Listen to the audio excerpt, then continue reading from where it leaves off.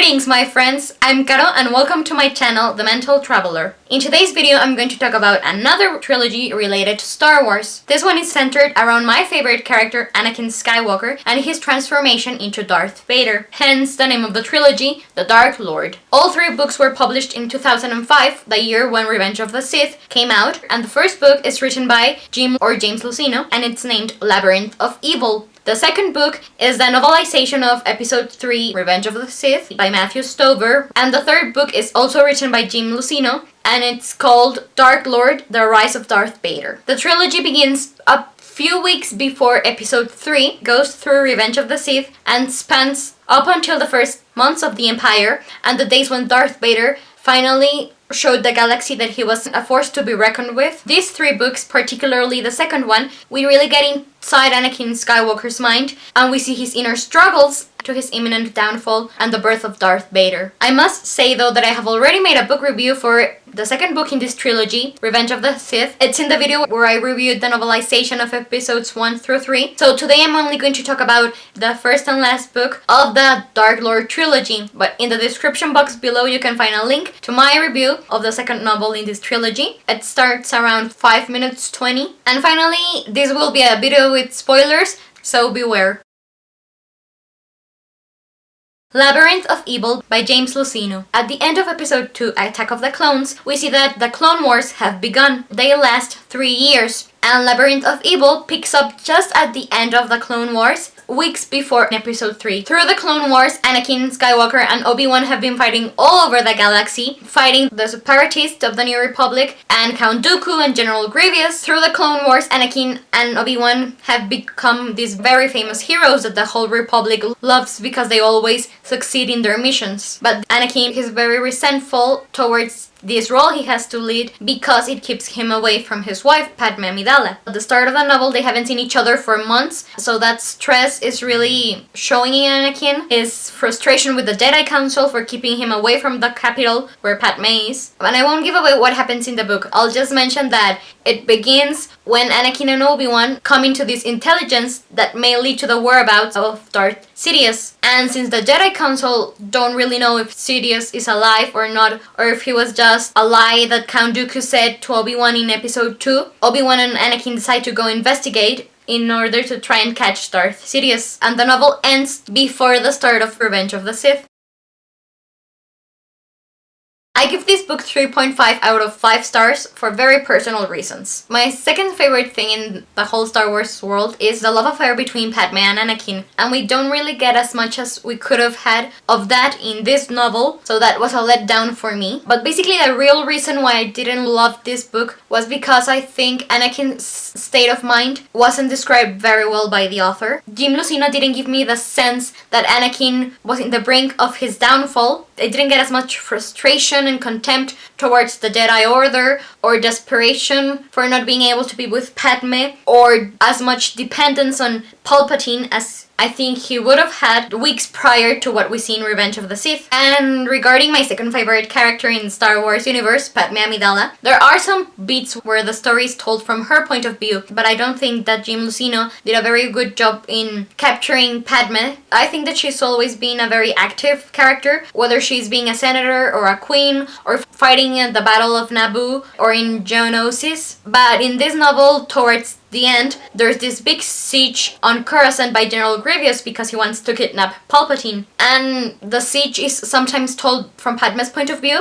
and I thought that she was really passive and just not at all like the Padme that I've come to know and love from the movies. I'm not saying that there's anything wrong with being passive and afraid when a siege is happening, but I don't think that it was a very loyal characterization. So in the end, it wasn't a very good novel that I thoroughly enjoyed, but it did have some little nice details in it that I should mention. They tie loose ends from stuff that hadn't been answered in the movies. We get more insight into what led Count Dooku to fall to the dark side, and we get some backstory for General Grievous. We also learn a lot about Master Cypher Diaz, who was a Jedi who supposedly ordered the clone army for the Republic, and I also enjoyed the fact that we get to see what was happening on Coruscant, the capital of the Republic, during its last days before it became the first galactic empire. We see Palpatine manipulating everyone, and towards the end, as I've mentioned, there's this big siege on Coruscant, and that was really interesting to read about.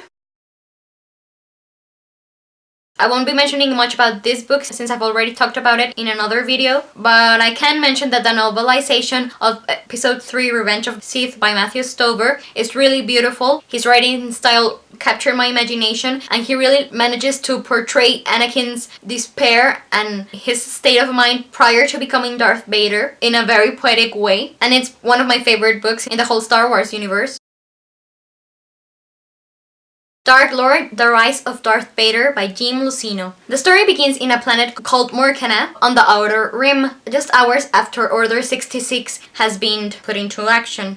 In Morcana, some stormtroopers refused to shoot some Jedi, and I really like how in this novel the author described all the confusion that was going on throughout the galaxy because nobody knew what was happening on the capital, that Anakin Skywalker had become Darth Vader. They thought that he had died during the attack of the Jedi Temple, and nobody at first knew that Palpatine, the Emperor, was Lord Sidious. And the story deals with how Darth Vader has to find this Jedi who didn't die on Morcana, and despite nobody having ever heard of him before, he has to quickly establish this reputation as someone nobody would ever want to cross. The story is told from the point of view of Darth Vader, of the Emperor, of Bail Organa, of Chewbacca, of Obi-Wan, and some original characters. I give this book 4 out of 5 stars, and I believe that Jim Lucino did a better job in writing Darth Vader than in writing Anakin Skywalker, though I did still found some minor details in his portrayal of Vader that irked me. But as a Vader fan, it was really interesting to see how he and the Emperor managed to take control of the galaxy, really get a lot of insight into the relationship between Palpatine and Darth Vader. Neither of them trust each other, and they both know that one day one is going to kill the other one and replace him with an apprentice, but they're still sticking together because they know that they're more powerful in the Force together than apart. We also see the start of the Rebel Alliance with Bail Organa, Princess Leia's adoptive father. Now that I'm mentioning Bail Organa, there is this scene between him and Vader, and they're exchanging these really interesting conversations, leaving this really tense full moment. And there's this bit where Vader sees a hologram of Bail Organa's wife carrying a baby, and Vader doesn't know that that's Leia, so the author was playing with my heart there. I also enjoyed the bits that are told from Obi-Wan's point of view, because we see how he learns about the fact that Anakin didn't die on Mustafar, how he's now the masked Darth Vader. And since Darth Vader is my favorite character,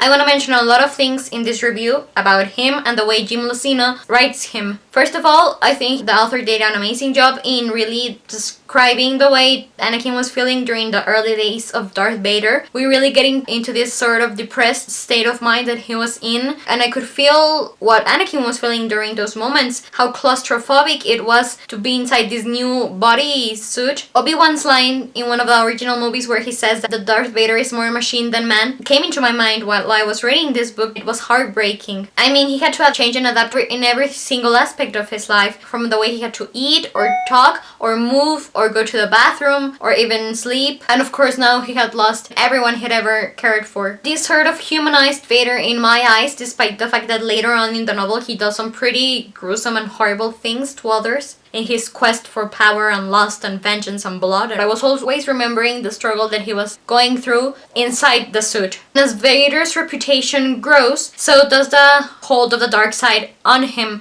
For example, a lot of times it's described that Anakin is trapped inside Vader, and Vader really fears that Anakin will one day set free, and that's one of the reasons why Vader never returns to Tatooine or to Naboo, because he knows that such an emotional shock may release Anakin from the dark side's hold. Towards the end of the novel, he's almost unrecognizable. He's neither Anakin nor the more sedate, calm, composed Vader we see in the original movies. He wants revenge above everything on the Jedi, and he really detests the whole order, but in reality he detests himself and Palpatine. And I never thought about this, but Jim Lucino states that apparently the Darth Vader suit is made of very poor quality, so Anakin was struggling all his life inside this suit that's keeping him alive. Vader wonders if this was a mistake by Palpatine or if he deliberately put him inside a ill-suited suit to sort of keep him under his control and stop him from completely completely exploring and unleashing the power of the dark side inside him. So I did enjoy this book a lot, but there were still some little things that I didn't like regarding Vader in this novel. Mostly the aftermath of Padme's death and the impact it had on him. Of course, he's really depressed and misses her and everything, but in this novel there's almost a point where he's resenting Padme for going to Mustafar and ruining his plans of overthrowing Palpatine and becoming, alongside her, the rulers of the galaxy. And the romantic in me wants to believe that Vader, once Padme was dead, would have sort of idolized her, and anything she would have done would be perfect and she could do no wrongs, and going to Mustafar was somehow his mistake, or Obi-Wan or Palpatine, but never Padme. And there wasn't as much dwelling on the unborn child that he lost as well, so I missed seeing those seeds that would later develop into the redemption and the love that Darth Vader feels for Luke. But in any case, this is the end of the video. Thank you so much for watching another book review of The Mental Traveler, in this case the Dark Lord Trilogy. I want to know what you think about the books or the characters, so please leave your comments and thoughts. In the description box below you can find links to the Goodreads pages for Labyrinth of Able, the novelization of Star Wars Episode 3 Revenge of the Sith, and for Dark Lord, The Rise of Darth Vader, as well as a link to my video where I thoroughly analyzed the novelization of Star Wars Episode 3. I hope you have a wonderful day. I'm Gareth, and may the Force be with you.